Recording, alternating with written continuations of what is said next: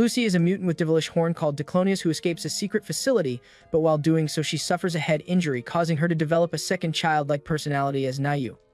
Fortunately, she is found by a young guy named Kyuta who shelters him, but they soon get hunted by government agents and other Diclonius. At a hidden research facility, a guard is suddenly attacked and killed by an invisible force. His arm is sliced off and then he is beheaded. Another guard watches in fear as a strange girl locked inside a cage uses her powers to lift the keys from the dead guard. She frees herself from the restraints and quickly destroys them. Using her mysterious abilities, she opens the heavy vault doors, surrounded by the blood and remains of the two guards. Elsewhere in the same building, a young woman named Kizuragi talks with other secretaries about her boss Kurama. Although he seems strict, she defends him and blames herself for not being good enough in her job. She promises to become a better assistant for him. Just then, an emergency alarm goes off, warning of a break-in and sealing off the research area to non-combat staff. Ignoring the danger, Kizuragi carries a tray of coffee to her boss, trying not to spill anything even as she nearly falls. Meanwhile, the strange girl, still without clothes and wearing a helmet, walks through the facility, killing all guards who try to stop her. She uses nearby objects as weapons when her enemies are too far for her usual powers. Despite heavy gunfire, she survives, blocking bullets with clever timing and deadly accuracy. She finally reaches a large door and escapes into the next part of the building. There she runs into a squad of guards led by Kurama. Kizuragi accidentally stumbles in front of the girl, and Kurama calls the girl Lucy. Without hesitation, Lucy tears off Kizuragi's head before anyone can react. The guards open fire and Lucy uses Kizuragi's body as a shield. She then uses a pen as a weapon and kills several more guards. Kurama tries to trap her by sealing the doors, but someone unknown causes the blast door to malfunction, letting Lucy escape. Kurama orders a sniper with a powerful rifle to aim at Lucy's head. The bullet hits her helmet, knocking it off, but she survives the shot and falls in the ocean below, now revealed to have long pink hair. Kurama assumes she is dead. In Kamakura at Gokurakuji Station, a girl named Yuka spots a boy on a staircase and calls him Kota, her cousin. She had been waiting for him and knew she would find him there, because he always liked the ocean view. They walk together to the beach they used to visit as children. Kota remembers his younger sister, Kane, who once gave him a shell as a gift. The memory makes him sad. As they walk, Yuka sees a naked girl on the beach. It is Lucy, but now she seems very different and only makes a baby-like sound. When she trips and starts crying, Kota gives her his clothes. They notice a wound on her head and two strange horns, which are real.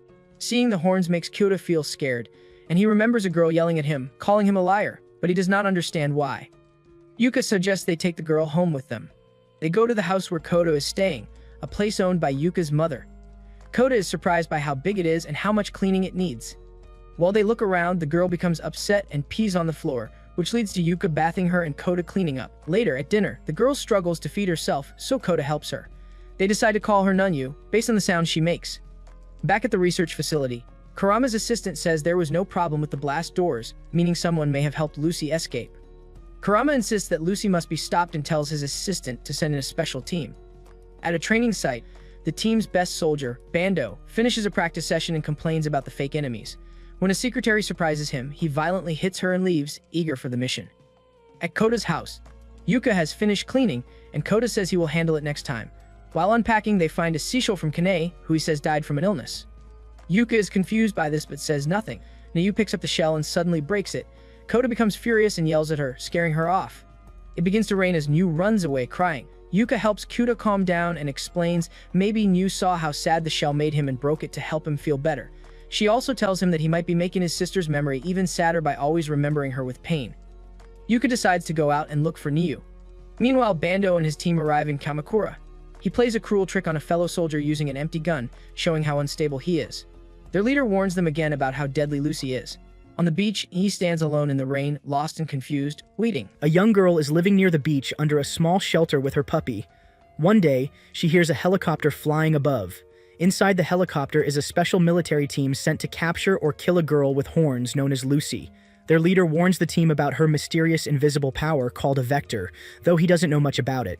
One of the soldiers, Bando, ignores the warning, confident in his skills. He eagerly opens the door of the helicopter before it lands. Meanwhile, Nyu, the innocent version of Lucy caused by a head injury, plays in the mud by the shore. Back at Maple House, Kuda reflects on the broken seashell Nyu had snapped in half.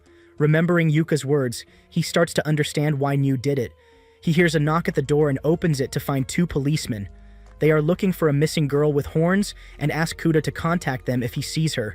Once they leave, Kuda quickly heads out, likely to join Yuka in searching for New. On the beach, Bando and his partner Satu are also looking for Lucy. Satu seems nervous about her powers and wants to know how to fight back. Bando doesn't care for the details and moves ahead. They find New crawling on the beach, which excites Bando. In town, Yuka is asking a police officer about her missing friend, but suddenly remembers the beach might be a good place to check. Kouta reaches the beach and finds New cold and shivering. Just as he tries to take her away, Bando and Satu knock him down and threaten him at gunpoint.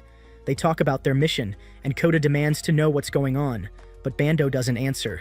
Kouta tries to escape with New but is stopped by gunfire. Bando then aims directly at New. Meanwhile, the policemen from earlier leave, wondering what kind of threat the girl could possibly be. Yuka arrives and sees Kouta injured. She calls an ambulance as he asks where New has been taken. Nearby, New holds Kouta's umbrella while being dragged away by the soldiers. Satu wants to report the capture, but Bando hits him, wanting to see Lucy's powers in action. Bando hits New, trying to make her reveal her true form. When she tries to run, he orders Satu to shoot her. A gunshot is heard, and blood is seen. However, Satu ends up being the one who is killed. He has a hole in his body and is torn apart by Lucy's invisible arms. Bando realizes too late that Lucy has returned. She walks through gunfire and attacks him using flying objects. Bando remembers her power works within 2 meters, and tries to escape, even destroying a boat she throws at him, but he can't stop her. Lucy takes Satu's machine gun and uses it against him. She overpowers Bando easily, cutting off his arm, breaking another, and finally blinding him. Just before finishing him, Lucy takes something from Bando that he had taken from Niu. This causes her great pain. She runs away in confusion, changing back into Niu. The girl from the shelter sees her pass by, then finds the injured Bando. She calms him down, ties off his wounds, and goes to call an ambulance. At the hospital, Yuka watches over Kouta until the police return to question him. He lies, saying the attacker was a gang member and describes the girl as a college student. The police hint that he should forget everything, especially since his injuries aren't serious. The girl from the shelter and her puppy walk along the beach, now holding Kouta's umbrella. Meanwhile, Kouta and Yuka take a taxi back to Maple House. Kouta quietly says that maybe New would be better off gone, but denies it when Yuka questions him. When they reach home, they find New waiting outside, soaked and holding a seashell as a gift to replace the one she broke. Oh my god! Kouta hugs her and thanks her. As they settle in, Yuka remembers a childhood promise from Kouta never to forget her. Realizing she forgot to give him the house key, she tells the taxi driver to turn back. Inside the house, New has caught a cold from the rain. Kouta is worried about her and doesn't want her taken away again. He tries to help her change into dry clothes. With his eyes closed, he accidentally touches her chest, which New finds interesting. Just as he pulls her shorts up, Yuka walks in, shocked by the scene. Back at the island lab Lucy escaped from, Kurama and his assistant confirm that Lucy was responsible for Satu's death and Bando's injuries. Still, they have no idea where she is now. They enter a mysterious room marked with the number 7. Inside is a girl with horns like Lucy's. She is chained to a wall and bleeding. When she hears Kurama's voice, she quietly calls him Papa. Kouta tries to explain to Yuka why New was half-dressed, but Yuka doesn't believe him. She becomes angry, even slaps him, and storms out when he fails to remember a childhood festival they once attended. Soon after, Kouta realizes he's come down with a cold.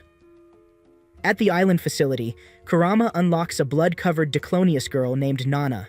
His assistants watch as Kurama gently speaks to her and asks for her help. Meanwhile, Yuka sits at home, thinking about her childhood memories with Kouta. She remembers how he was always better at the carving games during festivals, and how he promised to do whatever she wanted if she improved. Present-day Yuka cries as she breaks some of the wooden carvings she had saved over the years to show Kouta, feeling foolish. Back at the lab, Kurama's assistants comment that Nana is not really Kurama's daughter, even though she calls him Papa. She has survived the pain of her life by forming a strong emotional bond with him. Nana refuses to hurt humans, and promises to do anything for Kurama. He tells her the one she must find is not a human, but another Diclonius. Even then, she refuses to kill. Kurama changes his order to just finding and reporting on this person, and Nana agrees. Kurama tells his staff to prepare Nana for her mission the next day. At Maple House, Kouta is in bed with a fever. Nayo, still dressed inappropriately, doesn't know how to help. Yuka returns with clothes for Nunyu and is pulled inside by her. She finds the room messy with objects new gathered in a failed attempt to help Kota. Thinking it's some kind of healing charm, Yuka takes care of Kota, placing cool towels on his head. Kota tells her he doesn't want to go to the hospital and apologizes for forgetting their past. He explains that losing both his father and sister caused him to forget parts of his childhood. Yuka realizes something is off because she remembers different causes for their deaths. She leaves the room and cries, finally understanding that Kota's forgetfulness is caused by trauma, not carelessness.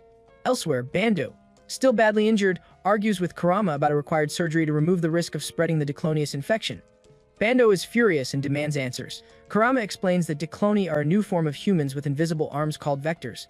Their main purpose is to infect men and spread their DNA, replacing regular humans over time. Lucy, in particular, is the only one capable of full reproduction. Bando realizes he has already been infected. Later, Kota wakes up feeling better. Yuka gently checks his temperature and agrees not to involve the police in Nayu's case. She decides to move in with Kota to avoid any misunderstandings since he's living alone with Niu. No, wearing her new clothes, smiles at Kota. On the island, Nana's thrilled with her new outfit. Kurama warns her to back off if things get dangerous. Shirakawa worries Lucy is too powerful for Nana, but Kurama trusts Nana's ability to sense her. Back at Maple House, Yuka jokes about Kota living with 2 girls and warns him to avoid strange thoughts. While cleaning, Kota accidentally bumps into Niu's chest. At first she seems shy, but then she takes his hand and makes him touch her. Nice. Yuka walks in, sees them, and slaps Kota again, warning him to behave. On her way out to shop, she misses Mayu the beach girl, returning the umbrella with Maple House's address on it. Kota speaks to Mayu and realizes she can confirm what he saw on the beach. Yuka sees Mayu's small dog outside and becomes suspicious, but her mood changes after hearing Mayu's story about the beach incident. This makes Kota angry, knowing the police had lied about the soldiers. Meanwhile, inside, Niu is curious about an old wooden box but slips on the polished floor. As they check on her, Niu suddenly changes. Lucy reappears, her invisible arms ready to strike Kota, but she stops when she sees his face. A memory of Kota yelling at her flashes in her mind. She walks past them and leaves the house. Yuka tells Mayu the box Niu was holding belonged to Kota and that she kept it safe all these years. Kota can barely remember it. Outside, Lucy hears the dog bark and uses her powers on it, though what she does remains unclear. Inside, Kota and Yuka are concerned, but they believe Yu will return. Yuka tries to laugh off the talk of her horns. Mayu prepares to leave, but Kota asks for her name and contact information. She says her name is Mayu but walks off before giving anything else. Outside, she panics when her dog Wanta is missing but is soon relieved when he returns. She notices Leash is cut but doesn't investigate further. At Maple House, Kota decides to search for Nunyu. Yuka, still emotional, brings up the old box and surprises Kota by asking if he wants to touch chest like he did with Nunyu, showing she is confused and hurt. Meanwhile, Nana arrives near a cemetery where she senses Lucy. She remembers asking Kurama for his necktie, which she now wears as a headband. She finally finds Lucy and calmly tells her that she's come to bring her back. Nana appears and tells Lucy that she has come to take her back to the Diclonius Research Institute. She ignores Lucy's threats and is surprised when Lucy claims she has never killed anyone, especially not real people. Their fight begins, and Lucy quickly learns that Nana is very powerful. She gets knocked down a stone stairway into a graveyard. Lucy becomes angry and realizes reach that Nana's with her invisible arms is longer. Nana says she will stop Lucy for Kurama's sake. Meanwhile, Kota and Yuka argue.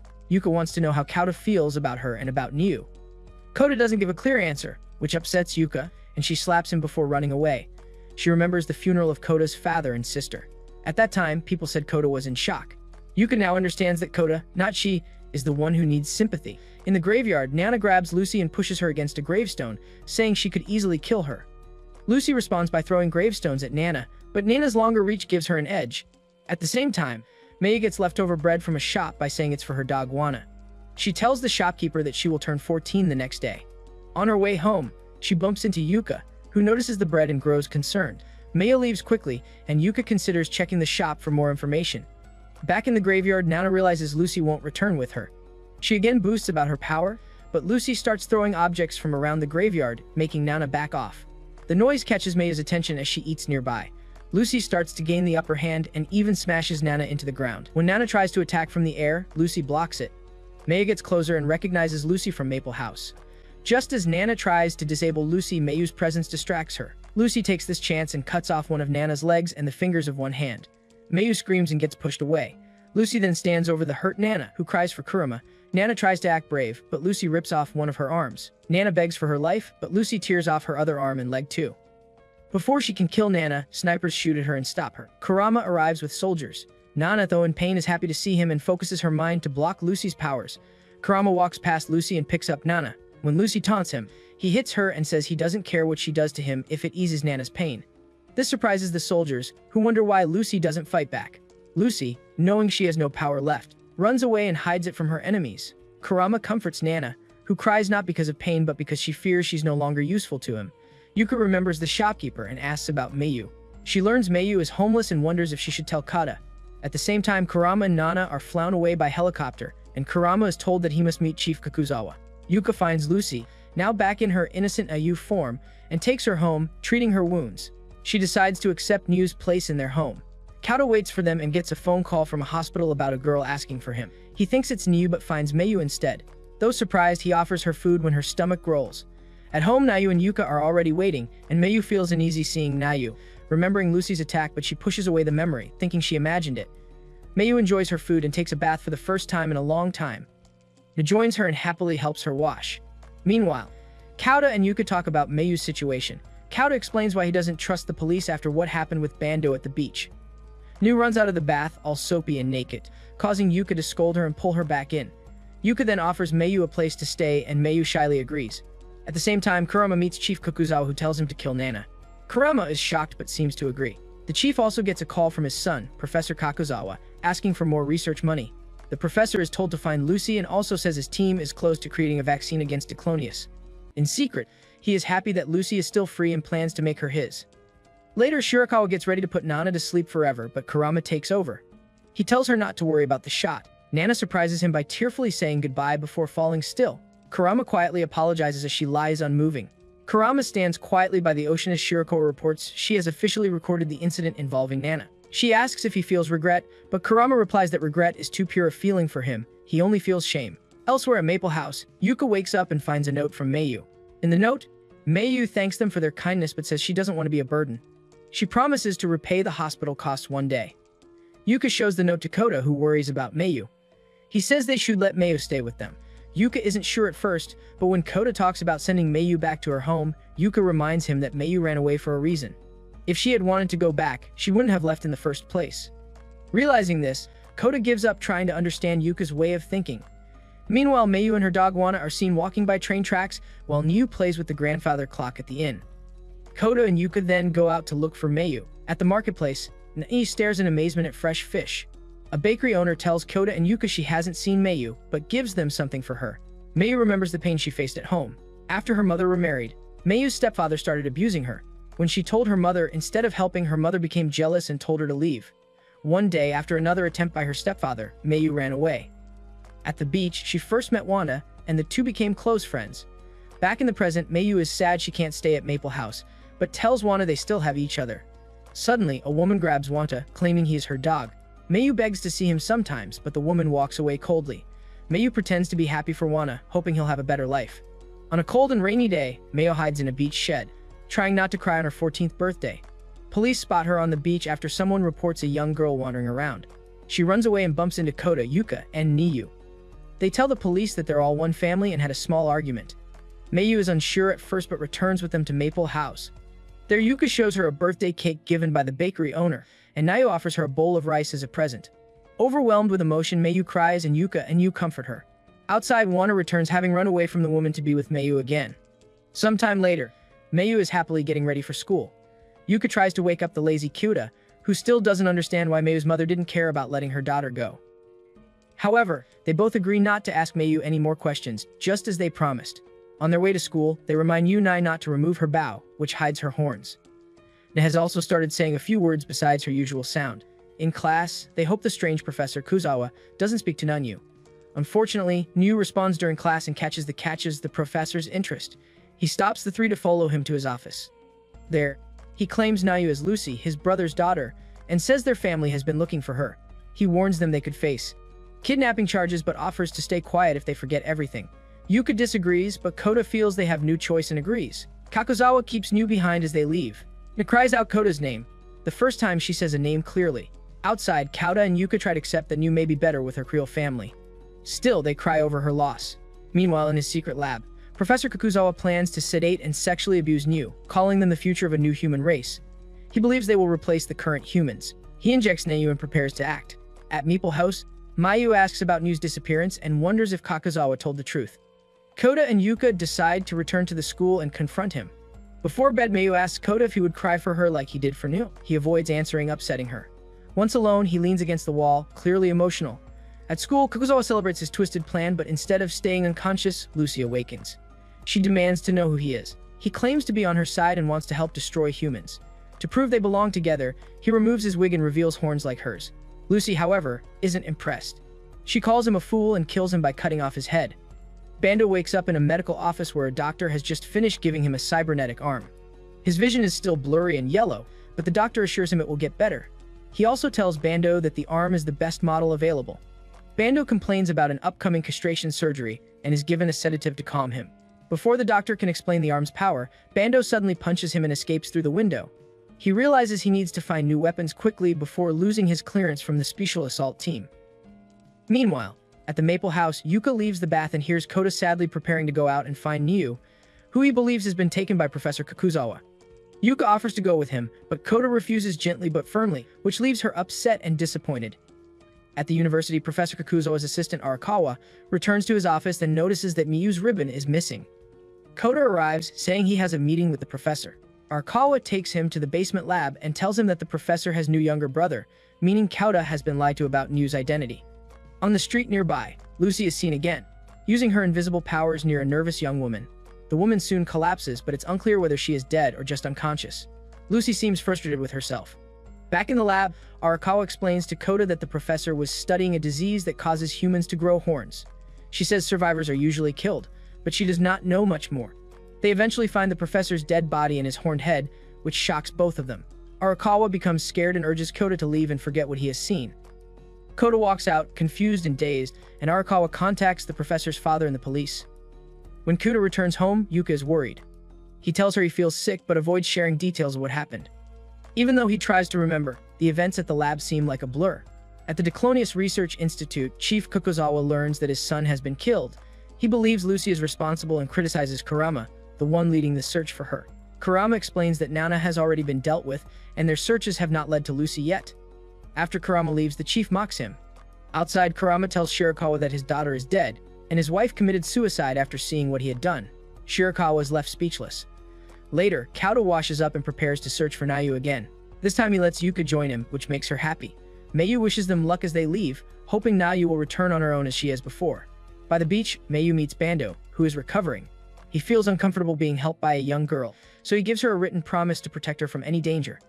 Before he leaves, he asks if she has seen a girl with horns. Mayu tells him about Nyu.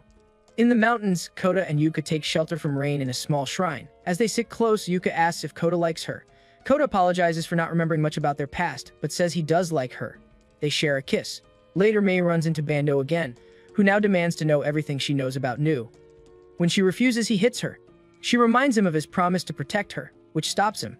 He warns her not to cross paths with him again and walks away. Back at the shrine, Yuka says she can forgive Kota for forgetting the past if he stays by her side. Kota kisses her again. Just then, they hear footsteps and find Lucy and Nyu nearby. Lucy tries to leave, but Kota stops her. Her invisible powers push Yuka back, which causes Lucy to recall a painful memory from childhood involving Kota. She tries to walk away again, saying she now remembers everything and wants to make her own place in the world.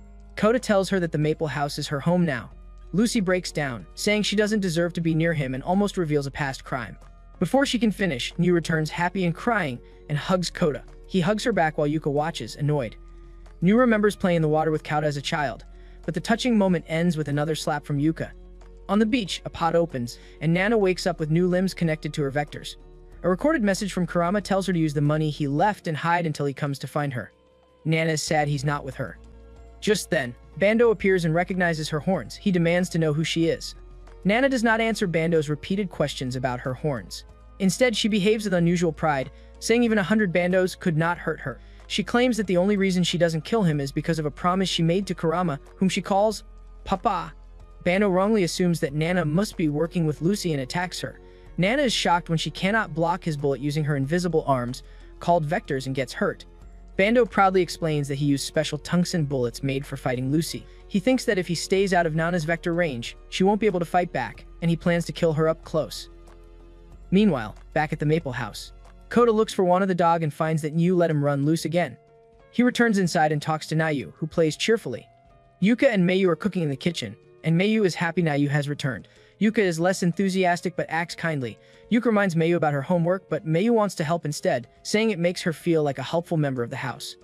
As she cooks, Mayu wonders if she should tell the others about Bando and his threats toward Niu, unaware of Niu's true identity as Lucy.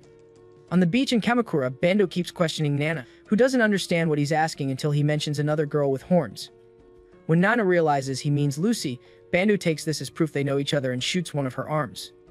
Nana starts crying, saying she doesn't want to fight and only wants to live peacefully. Bando mocks her, calls her a monster, and says people like her should be killed young. He believes her only value is for experiments. He continues yelling and demands Lucy's location. Nana begins to lose control and hears a dark voice in her mind. She says if the world doesn't want her, she will destroy it. Bando is shocked to see her power rise. At the Maple House, Koda tries to ask Yu where she had gone, but Yuka suggests that they just be thankful she is back. Still, Koda can't shake the strange feeling he has about her return. Back on the beach, Nana walks toward Bando, who becomes excited, thinking he's about to have the fight he wanted. He shoots her again and again in the arms and legs, but she continues walking, surprising him. He does not know that her limbs are artificial and can't feel pain. Bando runs to a part of the beach that is empty so she can't use anything around as a weapon. He taunts her again and fires another shot, but Nana fires off one of her artificial arms, hitting him back. She walks over to him, reminding him of Lucy, and teases him about losing his gun. Bando then uses a hidden gun and shoots again. Although he misses the perfect shot, the bullet still hits her head slightly. This snaps Nana out of her rage, and she breaks down crying, calling for Kurama. She asks Bando about his fake arm, and he responds angrily, believing Nana and Lucy are friends, but Nana explains that Lucy hurt her too and shows her scars. Realizing they both hate Lucy, they consider a temporary partnership. Bando is surprised to learn from Nana that Decloni can sense each other, but he refuses to team up with her and instead tells her to tell him when she senses Lucy. Nana does not understand how to use a phone, so Bando just tells her to find him on the beach instead. Nana is annoyed by his tone, but when she tries to help him up, she loses control of her arm and sends him falling again, which makes him angry. At the research center, Shirakawa talks to Chief Kakuzawa, who is angry that Kurama did not kill Nana as ordered, but Kakuzawa says they should now focus on capturing Lucy. Shirakawa guesses Kurama sees Nana as the daughter he lost. Kakuzawa laughs and calls Kurama foolish but decides not to punish him for now. Kurama, sitting alone, looks at photos, one himself with a pregnant woman, one of a woman named Kizuraji, and one of Nana marked as dead. He promises to protect Nana no matter what it takes. In Kamakura, Nana walks alone, cold and sad, missing her papa. She doesn't understand how the world works. She's a purse full of money, but doesn't know what it is. At a food stall, she tries to buy a crepe but walks away confused and disappointed. Her dirty clothes make people stare, but she doesn't notice. At the Maple House, Koda helps Yuka with dishes. Yuka asks about Mayu, and Koda says she went on a walk with Wanta, though it's strange that she's gone so long. Mayu elsewhere is looking for a public phone to call Bandu, but Wanta suddenly runs off. Nana sits near a small fire, back at the place where she lost to Lucy. She feels hopeless and fears she'll never see Kurama again. Suddenly Wanta runs up to her and barks. Mayu catches up, surprised to see Nana. She notices Nana's new limbs and thinks maybe the past battle with Lucy was just a bad dream, but when one of Nana's legs falls off, Mayu faints. At the house, Niu plays with the broken grandfather clock. Koda is not worried, knowing she can't break it further.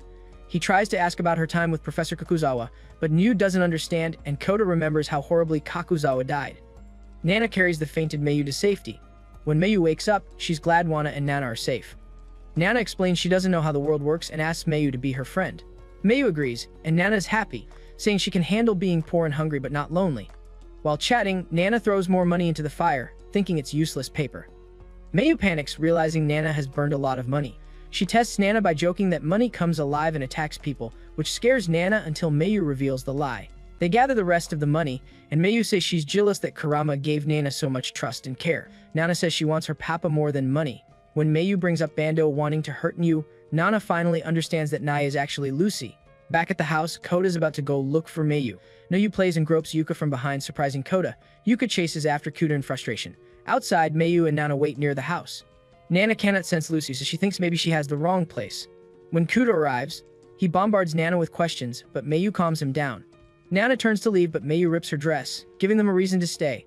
Koda offers to make her a plate of food, using it as an excuse to get her inside. Inside, Yuka continues dealing with Niu's annoying behavior when she hears Koda's voice.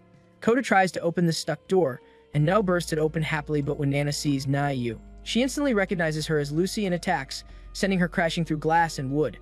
Nana is shocked when the people at Maple House rush to protect Nayu. In Nana's eyes, Nayu is the dangerous Lucy. She thinks Nayu is pretending to be innocent to trick everyone. When she tries to attack again, Kota stops her by slapping her and tells her not to hurt Nayu.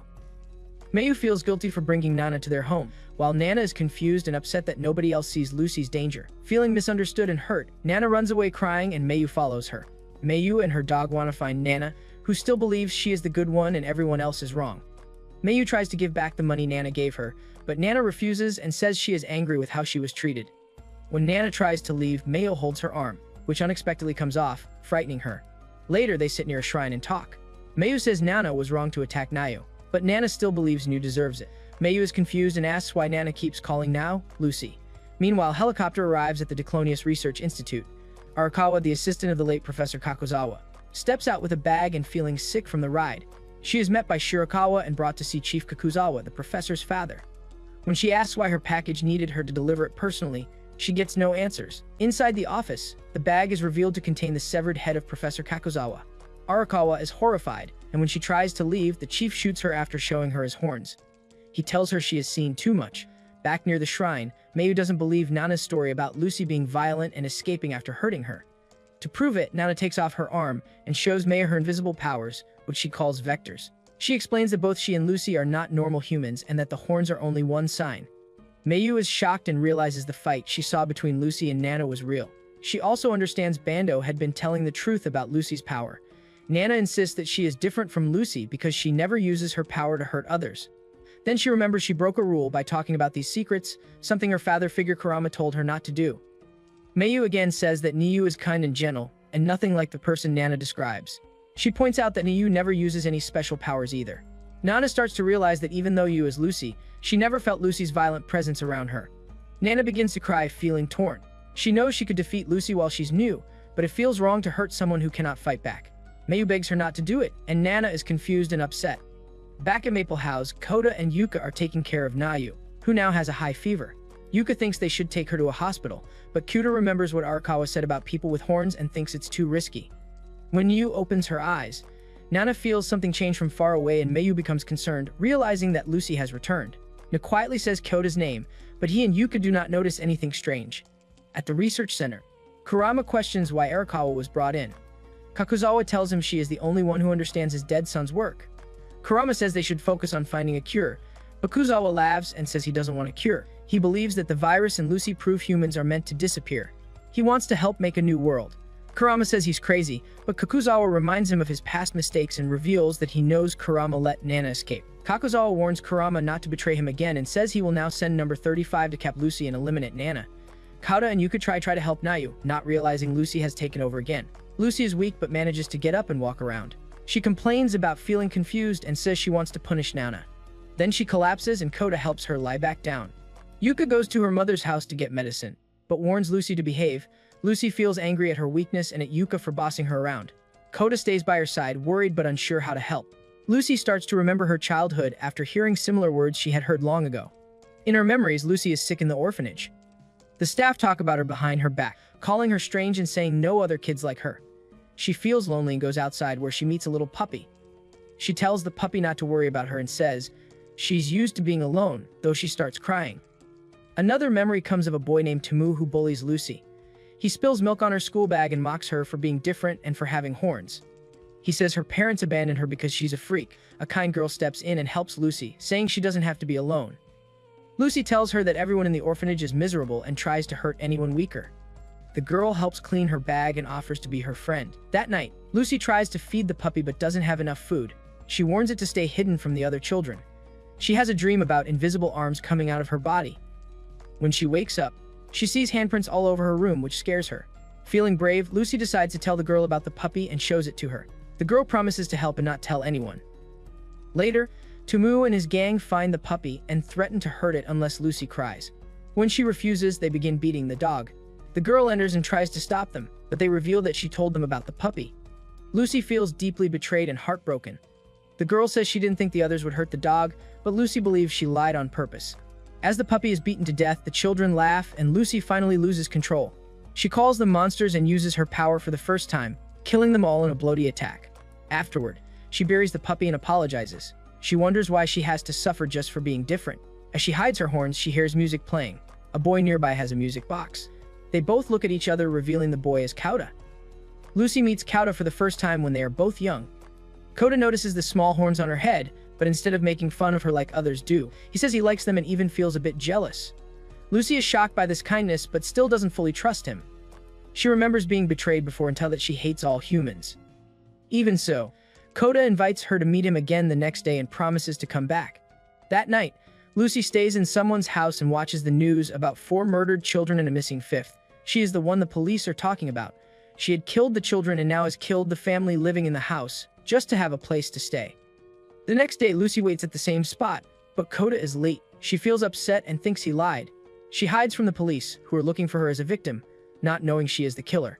When the rain starts, she sits sadly alone, but Kauta suddenly appears and gives her a cap to hide her horns.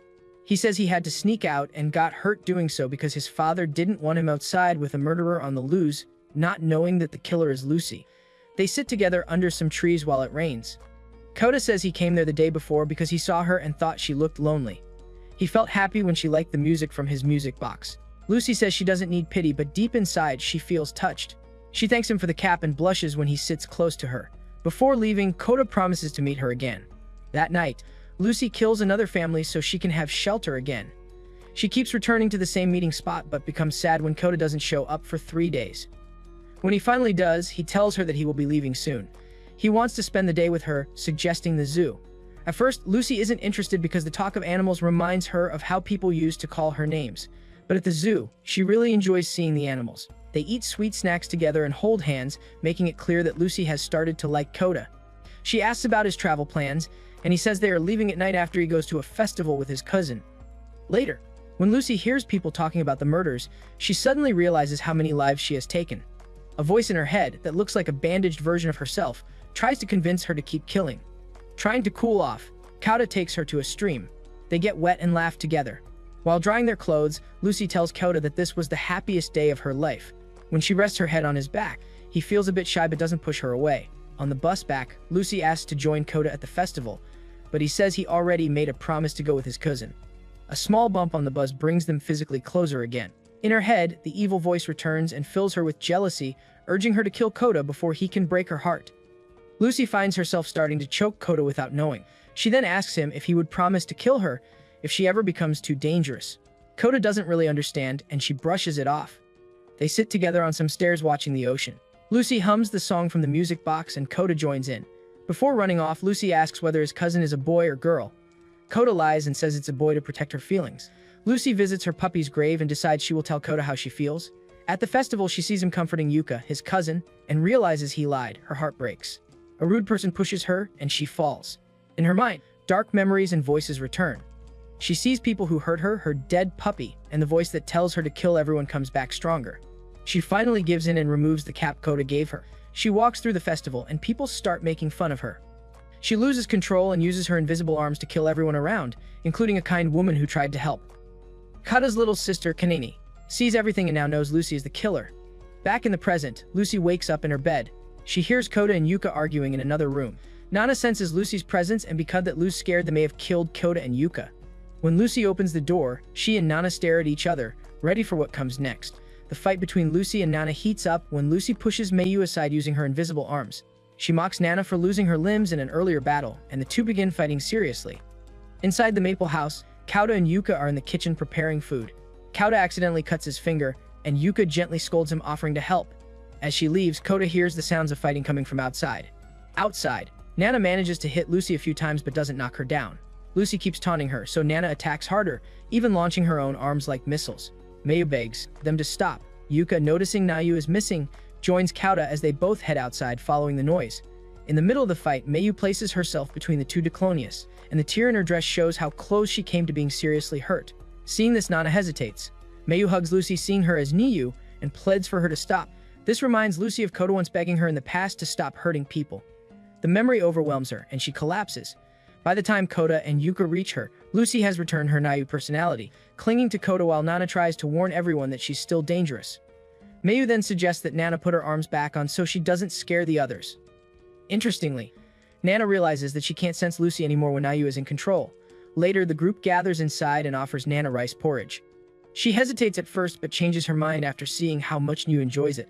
Kota asks about Nana and why she fought with Yu. Mayu lies, saying Nana is her homeless friend and attacked Yu because she was hungry.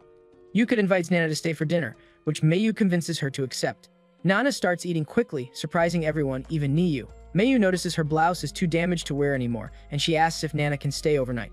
Yuka and Kota agree, but mainly so they can learn more about horned girls like Lucy and Nu. Nana refuses at first, remembering how she was treated before, and says she had a reason for attacking. Kota, who doesn't know the truth, argues with her. Nana interrupts by offering her bowl to Nana, trying to make peace. Yuka supports this, and Nana shocks everyone by bowing and apologizing to Nayu. Elsewhere, Kurama remembers how angry he was after being scalded by Chief Kuzawa. He thinks back to when he was a student and was invited by the younger Professor Kuzawa to work at a secret research center. Kurama was not interested in secret work at first, but the idea of discovering a new kind of human convinced him to join. Later, police surround an apartment after hearing about brutal murders. They find a crying little girl who points them to the killer. When they don't find anyone else, the girl uses invisible powers to kill the police before dying in a shootout. Kakuzawa explains through narration that several horned girls were born in this area, and their powers showed early signs of danger. Back at the lab, another Diclonius girl is tested. She is naked and frightened as heavy iron balls are fired at her. Only Kurama seems disturbed by the experiment. One of the balls hits her, showing that her powers aren't getting stronger as expected. Kakuzawa visits Kurama and defends the cruel testing, saying it's for science. Kurama disagrees and says the research should be focused on the area where the girls are born. Kakuzawa argues that these girls, Diclonius, are dangerous and naturally hate humans. He recalls a girl who killed a boy and was then bitten by the boy's dog, confused why the dog didn't like her. Kakuzawa calls them the enemy of humanity. Kurama is not convinced and leaves. Suddenly, a girl known as Number 3 escapes her room. She kills her guards with invisible arms. Kurama tries to stop her, but she kills his assistant and tells Kurama that she's thankful to meet him. Before she can explain, she's killed by Professor Kakuzawa using special bullets. He says she likely pretended to be weaker than she really was to plan her escape. Kurama is left wondering what her thank you meant. After this, scientists learn that more Diclonius girls are being born and they can't handle all of them. Chief Kakuzawa orders that all future babies born with horns be killed at birth, secretly labeling it as sudden infant death syndrome. Later, Kurama and Kakuzawa meet Kurama's assistant, Omori. His daughter was born with horns. He refuses to let her be killed, despite warning she'll grow up to hurt him. Kurama reminds him he'll hurt even more if she grows up loving him and then turns violent. Omori is devastated, and Kurama offers to do it himself so Omori can blame him. Kurama takes on the duty of killing the newborn Diclonius babies. Kakuzawa says Kurama should rest since his wife is about to give birth. At the hospital, Kurama is told his wife had cancer and her uterus was removed, though the baby survived. When he sees the baby, he is horrified to see she has horns. He remembers the promise he made to Omori and others. He quietly tells his wife he must kill the child. She reacts with anger and refuses to let him. The stress causes her to collapse from internal bleeding. Kurama goes to see the baby and realizes that both he and Omori were likely infected by Number 3 during past contact. That's how their children were born, Diclonius. He blames himself for not realizing this sooner. As he prepares to end the baby's life, his wife appears, bleeding and weak, begging him not to harm their daughter. She faints, and Kurama swears to protect their baby. Sadly, she dies from her injuries. Tests confirm that any man touched by a Diclonius' vectors becomes infected and can father more horned children. Professor Xa praises Kurama for discovering this, and then announces he's leaving the lab to focus on the virus full-time. Kurama becomes the new director. Chief Kakuzawa believes there must be a Queen Diclonius who started the outbreak and orders Kurama to find her. When Kurama hesitates, Kakuzawa reminds him that his daughter is only alive because he allowed it and demands loyalty. Back in the present, Kurama places photos of his wife and their daughter Nana on his desk, wishing she can have a better future than he did.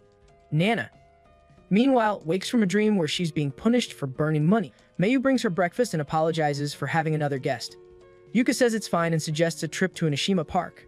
Everyone agrees and Nana feels unexpectedly happy for the first time. At the research lab, scientists Shirakawa and Isobe visit a hidden chamber.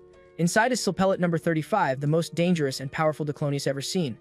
Unlike others, she is a third-generation child with 26 visible vectors. Even Lucy doesn't compare to her strength and rage. At the research facility, two scientists, Shirakawa and Isobe, entered the special chamber where a powerful Diclonius known as number 35 was kept. Isobe explained why she had to be locked away. Her powers were incredibly dangerous, even stronger than Lucy's. However, the real problem was that she didn't hesitate to kill humans. Controlling her was nearly impossible. He teased Shirakawa about whether she thought they connect with number 35 emotionally. Soon after, a young female scientist named Sato joined them. She had been with number 35 since birth and believed the girl saw her as a mother.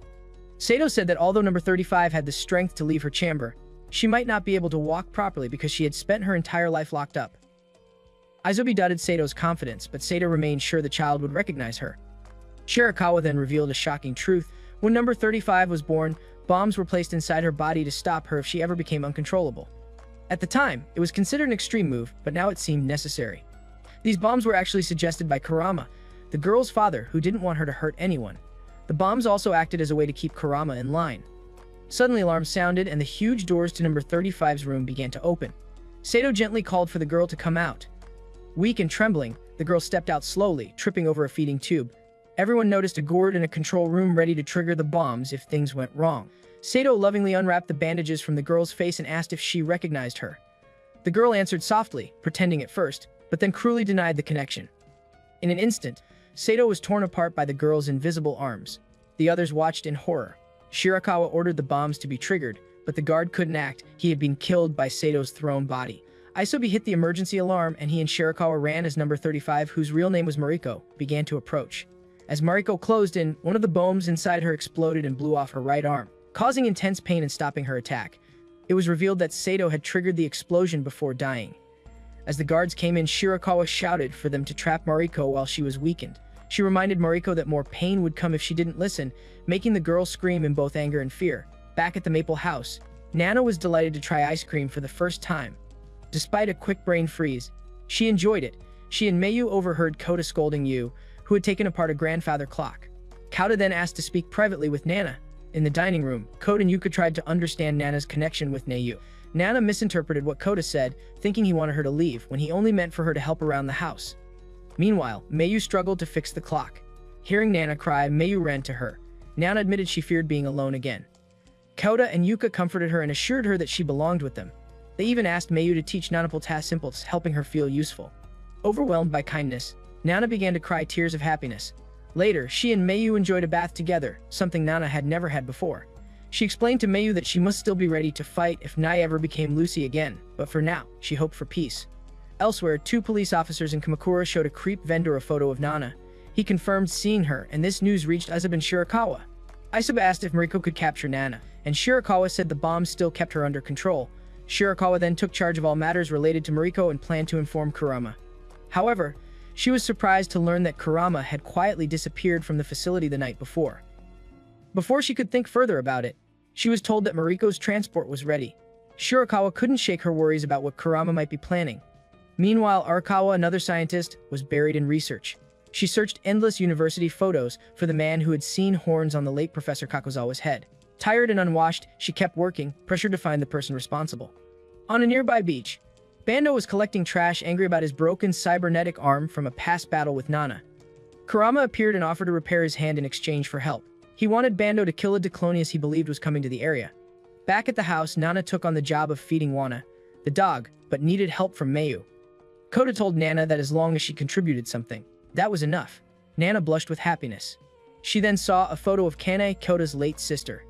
Kota sadly explained she died after he said something hurtful to her, though he couldn't remember what it was. As Nana and Mayu listened, and Yu grew emotional. She asked Kota not to cry, though he wasn't. This triggered a memory in Yu that briefly made Nana sense that Lucy might be returning, but the moment passed. When Yu ran off with scissors, everyone went looking for her. Kota found Nai outside. She had cut her hair to resemble Kane's and claimed to be Kane, forgiving him and asking him not to be sad. Mayu and Nana watched from a distance. Nana said Yu was kind, as she had believed. They left the two alone. Yu continued apologizing. Kota assumed she was talking about a broken seashell from earlier, but she seemed to remember a different, painful memory. Kota hugged her, saying he felt like he had known her forever. Yuka saw this tender moment and ran off, hurt and jealous. Meanwhile, Mariko's helicopter approached Kamakura. Shirakawa couldn't reach Kurama and grew more worried. Mariko, sitting in a wheelchair due to weak legs, asked if she could kill Nana. She saw her as a threat, but her real mission was to capture Lucy. At the house, Kota let Yu work on the broken clock again and asked Mayu if she'd seen Yuka, who was still out. Outside, Mei showed Nana how to feed Wanta. Nana made a funny mistake, confusing Wana's name with what kind of animal he was. They laughed, but suddenly Nana sensed a powerful presence. Mariko was near. At the same time, Mariko sensed Nana and became excited, seeing her as an easy target. Elsewhere, Arakawa finally found Kota's photo by accident while still digging through student records. Back at the house, he quietly continued working on the clock, unaware of the storm coming. Mayu tried to calm a frightened Nana. Kota noticed Yuka was late, and Mayu told him that Nana said someone dangerous was after her. She had left so that trouble wouldn't reach the house. Kota quickly decided to go after Nana, calling her family. He told Mayu to stay behind and to tell Yuka the same, but Ayu followed him anyway. Yuka returned and asked Mayu where Kota had gone. At the beach, Kurama and Bando were ready for the task they had agreed on. Kota and Yu stopped nearby, noticing a TV alert about a police exercise in Inashima. At that moment, Nana arrived at Mariko's location. Mariko excitedly asked if she could hurt Nana. Nana was surprised to see how young and small her opponent was. She planned to knock her out with her prosthetic arms first, then use her powers. But before she could act, she was surrounded by Mariko's many invisible arms. In seconds, Nana was stripped, and her fake limbs were torn apart. Mariko laughed joyfully, treating the fight like a game. On a bridge between Kamakura and Inashima, Nana was being cruelly tortured by Mariko, who treated her like a broken toy. Dropped from high up, Nana hit the ground hard and started bleeding. The soldiers and scientists watching were horrified, and Isub told Mariko to just end Nana's life, but Mariko refused, saying she was only allowed to kill Nana and wanted to enjoy toying with her longer. Though badly hurt, Nana tried to fix herself by reattaching her arms, but before she could do much more, Mariko used her invisible arms, known as vectors, to lift and slam her again. As Nana was dragged around and lifted upside down, Shirakawa realized Mariko saw this not as a fight but as child's play, like pulling wings off an insect. Nana, upside down and helpless, quietly asked her father for help. Elsewhere, Bando and Kurama were speeding toward the scene by boat. At the same time, Kota and Nayu reached the main police barricade only to find all the officers unconscious, as if they had all been knocked out. Back on the bridge, Shirakawa announced the game was over. Mariko, now bored, agreed and dropped Nana again. Just then, Kota arrived, surprising everyone by rushing in to help Nana. No one could believe a human would care for a Diclonius like her. Nana quickly told Kota to leave, worried he'd get hurt. She begged Mariko not to harm him. Mariko asked if she could kill Kota too, but Shirakawa wanted to speak to him first, curious about his bond with the Dicloni. Isub found out the police barrier had failed, calling the situation crazy. He then ordered Mariko to kill Nana. Mariko's vectors attacked again, pushing Kota aside and slamming Nana into the bridge's railing. Mariko rolled closer in her wheelchair and kept attacking. She seemed angry that Nana had friends while she had no one. Filled with jealousy, she began to choke Nana. But with Mariko now closed, Nana fought back despite the pain. She managed to stop Mariko's vectors with her own ability, leaving Mariko powerless. The force of the attack sent Nana flying off the bridge. Kota could only wob shortly after, while Ezub called for a team to find Nana in the water. The soldiers turned their attention to Niu, thinking she was Lucy. Shirakawa tried to stop Kota from interfering, and Isub urged Mariko to attack, but Mariko said Niu wasn't Lucy and that her vectors had stopped working. Tearfully, she admitted she could no longer fight and was pulled from the scene. Kota broke free and tried to escape with Niu. Isobe, ignoring Shirakawa's concerns, ordered the troops to attack them both. The air filled with bullets, but none hit. Everyone was stunned as the bullets seemed to fall harmlessly around Kota and Nayu. Kota looked at Yu and realized Lucy had returned. Now in control, Lucy calmly walked forward. Shirakawa finally understood how Lucy had avoided capture by hiding behind Nayu's innocent personality. She warned Kota not to trust the girl beside him, but Lucy suddenly split Shirakawa in half using her vectors. As she died, Shirakawa's final thought was regret for Kurama, whom she had quietly loved. Kota watched in horror. His memories came rushing back of blood, of betrayal, and of a young girl calling him a liar. Lucy threw herself into battle. What seemed like a suicidal charge quickly turned into a graceful leap as she crossed to another part of the bridge. While casually deflecting gunfire, she paused only to look at Kota, then jumped again, landing in the middle of the soldiers. She tore them apart with deadly precision and terrifying ease. As the fighting continued, Kota's memories of the past became clearer. He remembered the festival 8 years ago in Kamakura. He had spent time with Yuka, gently teasing her while playing games. She had cried because he would soon leave, and he had comforted her. As they looked for Kane, crowds of frightened people rushed by. Kota's father found them and said there had been an explosion. They found Kane, crying and covered in blood, not her own, but from people she had seen die. Their father decided to take the family back to Hokkaido. At the train station, Yuka made Kota promise not to forget her. He told her he liked her, and she promised to wait for him. Kane, jealous, kicked her and argued with Kota on the train. Later, Kane grew upset again and told Kota that a horned girl had killed people. Kota didn't believe her and called her a liar. Then, from behind a seat, Lucy appeared. Kane panicked. Kota was happy to see her, unaware of what she had done. Kane warned him again, but he still didn't believe her. Lucy glared at him and called him a liar too. The scene shifted again to when Kota first met Lucy. They had played together on the beach, becoming friends. She had asked him to kill her if she ever lost control and hurt people. Now, in the present, Kota watched her destroy the last of the soldiers, understanding at last that she was that same girl. He remembered a moment on the beach when Kane had given him seashells and he had given Lucy a hat. Then back on the train, Lucy had stood behind Kane.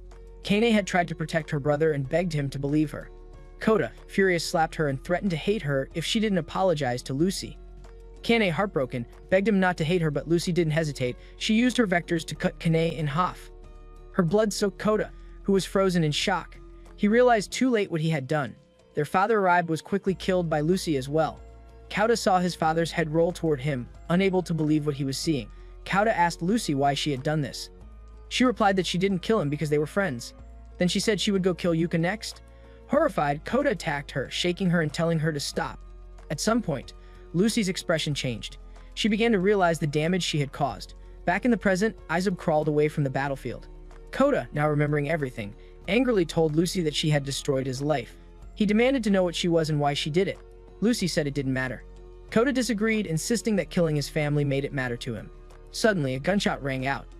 Kota pushed Lucy down to protect her. The shooter was Bando, who had arrived too late to fight Mariko, but seeing Lucy, he was eager for revenge. Bando fired nonstop. Lucy pushed Kota away and ran, leaping to another bridge section. She told Kota to wait for her at the stone steps near the sea as she escaped under heavy fire, leaving Kota alone again. Kota was saved from drowning and held tightly by Kurama, who wrapped her in his coat. She was overjoyed to see him again. Earlier, Kurama had dropped Bando off in their boat and had seen Nana fall into the water. He realized how close he had come to losing her and reminded her that she was supposed to stay far away. Nana avoided explaining everything and instead asked why he had returned. Elsewhere, Lucy had defeated Bando again. Though she mocked him, she chose not to kill him. Ignoring his angry words, she told him in a quiet way that he would not see her again. At Maple House, Mayu grew worried about Kota and the others, since they had not returned. Yuka shared with Mayu a painful truth. Kota had once witnessed the death of his sister Kane and their father by a killer whose identity was still unknown. The trauma left Kota with memory loss, and he had spent time in the hospital. Yuka guessed that Kota's kindness to girls in trouble was because he had been unable to save Kane. She felt guilty for being jealous and angry at Kota when he had never meant to hurt her. Mayu asked if Yuka loved Kota, and Yuka admitted that she did. At a secret hideout, Isobe informed Chief Kakuzawa that Lucy had killed Shirakawa and that Mariko's powers were gone. Kakuzawa, however, said Mariko could still be useful. Isobe was troubled that a dangerous girl like Mariko was Kurama's daughter, especially since he respected Kurama. Outside Mariko's room, he told the soldier on duty to act with full force if needed. Inside, Mariko had overheard the conversation and began to think more deeply about her last name, Kurama. On the beach, Nana stood with Kurama. She said she could sense Mariko nearby and asked why he needed to kill her. Kurama simply said Mariko was his daughter. Nana didn't understand fully before she also sensed Lucy coming closer. At the same time, Lucy and Mariko sensed each other. Mariko smiled, eager to fight Lucy again. Back at the hideout, gunshots rang out. Isobe arrived to see the guard outside Mariko's room dead and Mariko standing freely. Her powers had returned after recovering from Nana's earlier attack. Mariko joyfully noted that Lucy was close and looked forward to their meeting. Lucy reached the top of the tower where Mariko waited. Isobe and a soldier hid nearby. Hoping the fight between the two girls would end with both of them dead, they had a remote control for the bombs inside Mariko's body to use as a last resort. Mariko asked Lucy why she had come. Lucy said she didn't want anyone else involved, knowing Mariko had been after her all along. Mariko saw this as a sign of bravery. She quickly attacked, surprising Lucy with the reach and number of her invisible arms. Both girls floated using their powers. Lucy pushed Mariko out of her wheelchair, trying to end the battle quickly. She said she would kill Mariko without pain, but Mariko laughed, believing no one could kill her, not even Lucy. Lucy thought she had damaged Mariko's arm and weakened her, but was shocked to find the arm was a prosthetic. Mariko then attacked fiercely, smashing Lucy into a railing and breaking one of her horns. Isobe felt confident they had won and moved in to capture Lucy. He began pressing buttons on Mariko's remote when Kurama arrived with Nana. Mariko was happy to see Kurama and tried to walk toward him, though she could barely stand. She collapsed but was smiling. Kurama, with tears in his eyes, raised his gun at her. Mariko cried, realizing why he had come. She told him she had survived her painful life by dreaming her parents would come and love her. Now that dream was being shattered. Kurama explained that he had killed other children like Mariko in the past, but had spared his own daughter. What he was doing now was his way of making peace with that guilt. Mariko questioned why she had to suffer so much if he had loved her all along. Nana tried to warn Kurama of the danger, calling him Peppa. This enraged Mariko, who felt betrayed and replaced by Nana. In anger, she attacked Nana, hitting her repeatedly. Kurama dropped his gun and approached Mariko, gently lifting her into his arms. He apologized for the love and comfort she never received and told her she had always been in his heart. In that moment, Mariko stopped being a violent weapon and became a sad, broken child again. Isobe watched silently as Kurama promised Mariko that they would be together from now on. Then Kurama told Aisob to activate the bombs inside Mariko. He had known all along what kind of people Kakuzawa and his team were, and he had prepared for this day. He asked Nana to live a good life and walked away with Mariko in his arms. From above, Nana and Aisob looked down at Kurama and Mariko. Aisob, feeling he had no choice, followed Kurama's order and pressed the button. Kurama told Mariko that her mother had loved her deeply and that he did too. They embraced one final time before the bombs exploded, ending their lives. From a distance, Lucy watched the blast. She had escaped just before it happened. Nana cried, heartbroken over losing her father figure. Aisob prepared to shoot her, thinking he could gain favor with Kakuzawa. Before he could act, Lucy killed him, saying that humans were foolish. Nana defended Kurama in her mind, but broke down in tears again. Lucy told her to return to Maple House and live a life she herself could never have, then walked off to meet Kota. At the research institute, Chief Kakuzawa grew angry and ordered his soldiers to destroy Lucy. He only cared about keeping her head and part of her body alive. Arakawa secretly hid Kota's name and photo from the chief and asked if she could leave to take a bath. Kakuzawa removed his wig, revealing he had small horns like the Diclonia. He said that his real plans were only just beginning. Arakawa, disturbed by this, quietly left the room. Meanwhile, Kota waited at the stone steps as promised. Lucy arrived, brushing off concern about her injuries. She revealed she was both his childhood friend and you. She explained that her kind could destroy humanity within 5 years, but she would not do it because she didn't want to harm Kota, the only person who had ever meant something to her. Lucy said that everything she had done, all the violence she had caused, was just so she could see him and apologize. As she turned to leave, Kota grabbed her and asked her to stay. He said he could never forget what she did to his family, but he also didn't want her to hurt anyone else. He still cared for the girl she had once been, especially Nayu. Lucy kissed him deeply, and they shared a quiet, emotional farewell. She admitted she had wanted to forget her past and live as Niyu with him. He reminded her that she must also carry pain, which shaped who she became. They hugged tightly before Lucy walked away for the last time. Nana, cold and exhausted, made her way up the stairs near Maple House, determined to return home to her new family. Later, searchlights filled the sky as Lucy faced the heavily armed teams sent to stop her. Gunfire and invisible arms clashed, and a broken horn flew through the air. Some time passed. One of the dogs napped outside Maple House. Inside, Yuka scolded Kota for not doing chores. He found the seashell Nayo once gave him and quietly kept it to himself. Yuka didn't press him for details. In the kitchen, Mayu praised Nana's cooking. The girls teased each other cunningly, happy with their peaceful lives. At lunch, an extra place was set to honor Nanyu. They remembered the hard night they had survived, and Nana hoped Lucy and Mariko could have enjoyed this happiness too. She cried, moved by the beauty of life. As they ate, Wana barked as if recognizing someone. Inside, Kouta's music box stopped just as the old clock began to tick again. A shadow appeared at the front door. Though it wasn't clear who it was, everything hinted that Lucy had returned, bringing hope that her story wasn't over yet, and that's when the anime ends. Let us know in the comments your favorite moment of this anime, and don't forget to subscribe and like the video.